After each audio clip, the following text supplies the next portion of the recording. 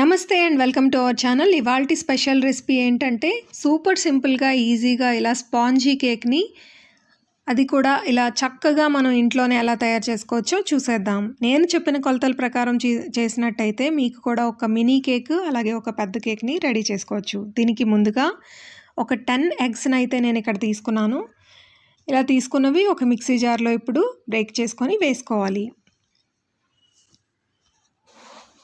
So ఈ recipe అయితే చాలా సింపుల్, చాలా టేస్టీగా చేసుకోవచ్చు. సో చూసారు కదా, దీనికైతే నేను ఇలా హాఫ్ కప్ అంటే 60 ml కప్తో షుగర్ని అయితే తీసుకున్నాను. ఇలాగ 3 కప్స్ షుగర్ తీసుకోవాలన్నమాట. ఒకవేళ మనం 3 ఎగ్స్ తీసుకున్నట్టయితే ఇలా 1 కప్పు షుగర్ తీసుకున్నట్టయితే సరిపోతుంది. మనం 10 ఎగ్స్ తీసుకున్నాం కాబట్టి ఇలా 3 కప్స్ షుగర్ అయితే తీసుకున్నాం. బాగా గ్రైండ్ చేసేసుకొని ఇప్పుడు half spoon baking soda, 1 spoon baking powder, కాస్త వెనిలా ఎసెన్స్ కూడా వేసుకొని బాగా గ్రైండ్ చేసుకొని ఇప్పుడు ఒక బౌల్లో తీసుకోవాలి. ఇలా మిక్సింగ్ బౌల్లో తీసుకున్న తర్వాత ఇప్పుడు 3 కప్స్ నేను ఇక్కడ గోధుమ పిండితో చేస్తున్నాను కేక్ అయితే. సో మీరు మైదా కూడా యూజ్ చేయొచ్చు. ఇలా 3 కప్స్ ఫ్లోర్ వేసుకొని బాగా ఉండలు లేకుండా కలుపుకోవాలి. సో ఎప్పుడు కూడా మనకి ఉండలు లేకుండా కలుపుకోవాలి. ఇలా 3 కప్స్ వేసి కలుపుకున్న తర్వాత ఇంకో కప్పు కొద్దిగా వేసి కలుపుతూ ఉన్నాను. సో దీన్ని మనం ఒక విస్కర్తో ఇలా చూపించిన విధంగా విస్కర్తో కలుపుకున్నట్టయితే చాలా చాలా బాగా వస్తుందన్నమాట. కేక్ ఫ్లఫీగా వస్తుంది. సో మనం 3 కప్స్ షుగర్ వేసాము, అలాగే 4 కప్స్ పిండి అయితే వేసాము. ఇప్పుడు 3 కప్స్ ఆయిల్ అయితే వేస్తున్నాము. మొదటిగా 1 కప్పు ఆయిల్ ఇందాక వేసి కలిపాము, ఇప్పుడు 2వ కప్పు అయితే వేసాము.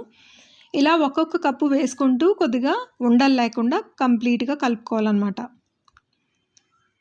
సో చూసారు కదా, ఇలా 3 కప్స్ వేసుకొని ఇలా బాగా కలిపేసుకొని ఇప్పుడు ముందుగా నేను ఓవెన్ని 180 degreesలో ప్రీహీట్ అయితే చేస్తున్నాను.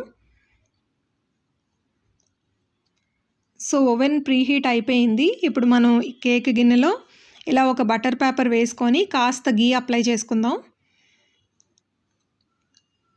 ఇలా గీని మనం కంప్లీట్గా అప్లై చేసేసుకొని ఇప్పుడు కేక్ బ్యాటర్ని వేసేసుకుందాం. సో చూసారు కదా, ఇలా కేక్ బ్యాటర్ వేసేసుకొని ఇప్పుడు ఓవెన్లో పెట్టేసుకుందాం. సో మీరు కనుక ఓవెన్ లేకపోయినట్టయితే ఇంట్లోనే ఈజీగా పెనంలో కూడా చేసుకోవచ్చు. ఎలాగో ఇప్పుడు చూసేద్దాం. సో ఇక్కడ నేను 40 minutes అయితే పెట్టానన్నమాట. సో ఇప్పుడు ఓవెన్ లేని వాళ్ళు ఇలా ఒక పెనం తీసుకొని అందులో కాస్త సాల్ట్ వేసుకొని ఒక స్టాండ్ ఏమైనా పెట్టుకోవచ్చు. దానిపైన మనం ఇలా కేక్ గిన్నె చిన్న గిన్నెలో అయితే స్టీల్ గిన్నెలోనే మిగతా బ్యాటర్ అంతా వేసి పెట్టేశాను. ఇప్పుడు చూసారు కదా, మనకి ఓవెన్లో అయితే కేక్ రెడీ అయిపోతూ ఉంది, అలాగే పెనం మీద కూడా కేక్ రెడీ అయిపోతుంది. సో దీనికి ముందుగా మనం ఇప్పుడు చాక్లెట్ సిరప్ అయితే రెడీ చేసుకుందాం. దీనికి ముందుగా నేను షుగర్ సిరప్ని అయితే వేసానన్నమాట. ముందుగా ఇలా షుగర్ సిరప్ని వేసుకొని ఇలా చాక్లెట్ పౌడర్ అంటే కోకో పౌడర్ని వేసుకొని బాగా కలుపుకోవాలి.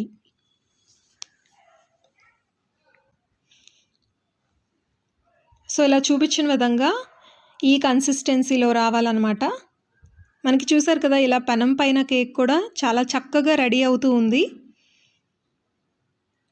అలాగే మనకి ఓవెన్లో కేక్ కూడా రెడీ అయిపోవచ్చింది. ఓవెన్లో కూడా మనకి ఒక 50 to 55 minutes అయితే పట్టిందనమాట. సో చూసారు కదా, పెనం పైన కేక్ అయితే రెడీ అయిపోయింది 50 minutesలో. ఇలా చాక్ పెట్టి చూసినట్టయితే మనకి ఏది క్లీన్గా చాక్ వచ్చేసిందనమాట నైఫ్.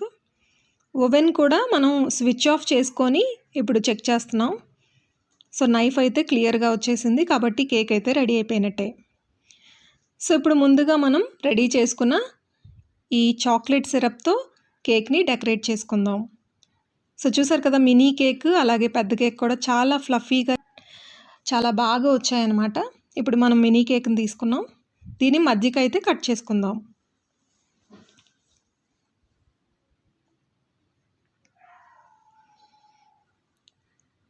ఇలా మధ్యకి కట్ చేసుకున్న కేక్లో ఇప్పుడు మనం ముందుగా రెడీ చేసుకున్న సిరప్తో డెకరేట్ చేసుకుందాం.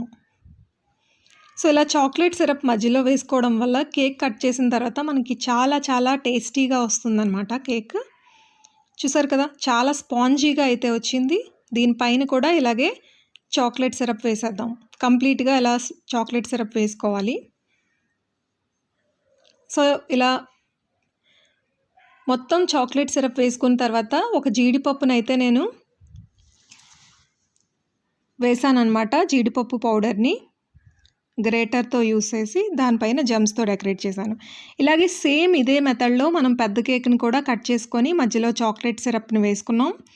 అలాగే పైన కూడా సిరప్ వేసుకొని జీడిపప్పుని జస్ట్ గ్రేట్ చేసుకొని వేసుకున్నాం.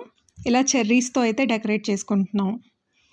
సో ఇప్పుడు ఫైనల్గా జెమ్స్ పెట్టేసుకొని డెకరేట్ చేసుకుంటే చాలా సింపుల్గా టేస్టీగా ఉండే super simple chocolate spongy cake అయితే రెడీ అయిపోయింది.